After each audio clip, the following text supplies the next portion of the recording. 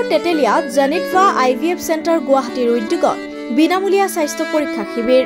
গ্ৰাম্যাঞ্চলৰ পুৰুষ মহিলাসকলৰ মাজত IVF সম্পৰ্কে সজাগতা সৃষ্টি কৰাৰ উদ্দেশ্যৰে অনুষ্ঠিত কৰা হয় এই স্বাস্থ্য পৰীক্ষা শিবিৰ, য'ত উপস্থিত থাকে ডক্টৰ অৰ্পিতা শৰ্মাৰ লগতে আন কেইবাগৰাকী অভিজ্ঞ চিকিৎসক। সন্তানহীনতা, বিয়াৰ পিছত গৰ্ভধাৰণৰ সমস্যা, সঘনাই হোৱা গৰ্ভপাত আদি সমস্যাসমূহ সন্দৰ্ভত সঠিক চিকিৎসা আৰু পুৰুষ মহিলাসকলক সজাগ কৰাৰ উদ্দেশ্যৰে এই পদক্ষেপ হাতত লৈছে জেনিটভা IVF চেণ্টাৰে। আজি তেতেলিয়া অঞ্চলৰ বহু মহিলাই উক্ত বিনামূলীয়া স্বাস্থ্য পৰীক্ষা শিবিৰত নিজ নিজ স্বাস্থ্য পৰীক্ষা কৰোৱাৰ লগতে তেওঁলোকৰ সমস্যাসমূহৰ সন্দৰ্ভত আলোচনা কৰা পৰিলক্ষিত হয়।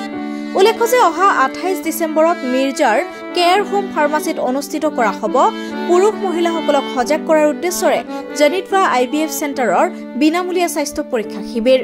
IVF সম্পৰ্কে অধিক জানিবৰ বাবে আপুনিও যোগাযোগ কৰিব পাৰে জেনিটভা IVF চেণ্টাৰৰ স্ক্ৰীনত দিয়া নম্বৰত।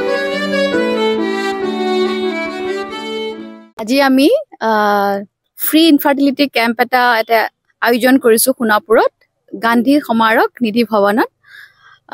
এইটো কেম্পৰ উদ্দেশ্যটো এইটোৱে যে যিখিনি দম্পতি ভিতৰত থাকে আৰু বিয়া হোৱা বহুত বছৰ হৈ গ'ল বা নতুনকৈ বিয়া হৈছে তথাপিতো কনচিভ কৰিব পৰা নাই, বা যিসকল মহিলাৰ আৰ্লি মেন'পজ, যাক আমি প্ৰিমেচ্যুৰ অভেৰিয়ান ফেইলিয়াৰ বুলি কওঁ, সেনেকুৱাত ভুগি আছে আৰু কনচিভ কৰিব পৰা নাই, তো তেওঁলোক দম্পতিসকল ইয়াতে ওলাই আহি আমাৰ লগত এটা ফেমিলি মানে এনভাইৰনমেণ্টত কথা পাতিব পাৰিব আমাৰ লগত। ফ্ৰী কনচালটেশ্যন এটা কৰি আছোঁ আমি।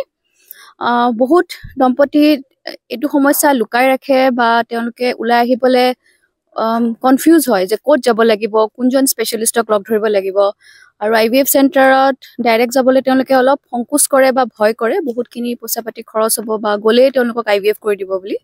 কিন্তু এইটো এটা ভুল ধাৰণা একচুৱেলি। কিছুমান প্ৰব্লেম ইনফাৰ্টিলিটিৰ এনেকুৱাও আছে য'ত সৰু সৰু মেডিচিন দিলেও বা লাইফষ্টাইল চেঞ্জ কৰিলেও সোনকালে কনচিভ কৰিব পাৰে, বা এনেকুৱা কিছুমান মহিলা থাকে যোনে গৰ্ভত বাচ্ছাটো ৰাখিব নোৱাৰে, ৰিকাৰেণ্ট মিছকেৰিয়েজ বুলি কওঁ আমি, ৰিকাৰেণ্ট এবৰ্চন হৈ থাকে। সেইসকল মহিলাও আহি পেলাই যদি আমাৰ লগত কথা পাতে আমি নিশ্চয় তেওঁলোকক হেল্প কৰিব পাৰিম। আৰু আমাৰ নেক্সট এতিয়া শিবিৰটো হ'ব 28 ডিচেম্বৰত মিৰ্জাত। আমি এইটো ছ'চিয়েল মিডিয়াৰ থ্ৰুদি আমি ফেচবুকত বা ইনষ্টাগ্ৰামত আমি পষ্ট কৰিম, আমাক ফ'ল' কৰি থাকিলে হ'ল। এতিয়া সেইটো শিবিৰতো আমি এনেকুৱা কিছুমান ট্ৰিটমেণ্ট অপশ্যনছ বা ফ্ৰী কনচালটেশ্যনৰ যোনটো সুবিধা লৈ আহিম। আশা কৰোঁ আমাৰ এইখিনি পেচেণ্টখিনি যিখিনি ভিতৰত থাকে তেওঁলোক উপকৃত হ'ব। আজি ৰেছপন্স ভালে পাইছোঁ। যিখিনি ভিতৰৰ মানে মহিলাসকল অলপ ওলাই আহিছে সময় লৈ পেলাই কথা পাতিছে আমাৰ লগত, আৰু কিছুমান মহিলা ব্যস্ত বা এতিয়াও অলপ লাজ কৰে ওলাই আহিবলৈ। মই ভাবোঁ এনেকুৱা শিবিৰ কিছুমান পাতি থাকিলে তেওঁলোকে অলপ এৱেৰ হ'ব ট্ৰিটমেণ্ট অপশ্যনছখিনি, আৰু লাহে লাহে চাগে অলপ যোনটো এটা সংকোচ থাকে কথা পাতিবলৈ, সেইটো তেওঁলোকৰ নাইকিয়া হ'ব। Thank U. IVFৰ মই বাহক কুমাৰ ভট্টাচাৰ্য এম্ব্ৰিঅ'লজিষ্ট হিচাপে কাম কৰি আছোঁ জেনিটভা IVFত। তো IVFত বেচিকেলি কি হয়, তাত শুক্ৰাণু আৰু ডিম্বাণু পুৰুষ আৰু স্ত্ৰীৰ পৰা লোৱা যায়, আৰু লেবৰেটৰীত সেই দুটা লগ কৰি পেলাই আমি ভ্ৰূণটো বনাওঁ, আৰু সেই ভ্ৰূণটো আমি মহিলাগৰাকীৰ জৰায়ুত সংস্থাপন কৰোঁ।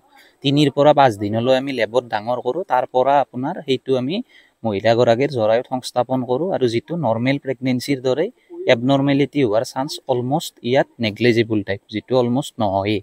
তো যিসকল নিসন্তান দম্পতি তেওঁলোক ওলাই আহক, আমাৰ লগত ডিছকাছ কৰক আৰু নিজৰ পৰিয়ালটো সম্পূৰ্ণ কৰক।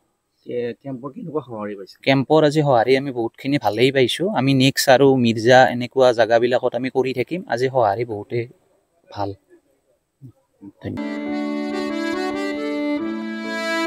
সোণাপুৰৰ পৰা পূৰবী কাশ্যপৰ ৰিপৰ্ট, সংবাদ লহৰ।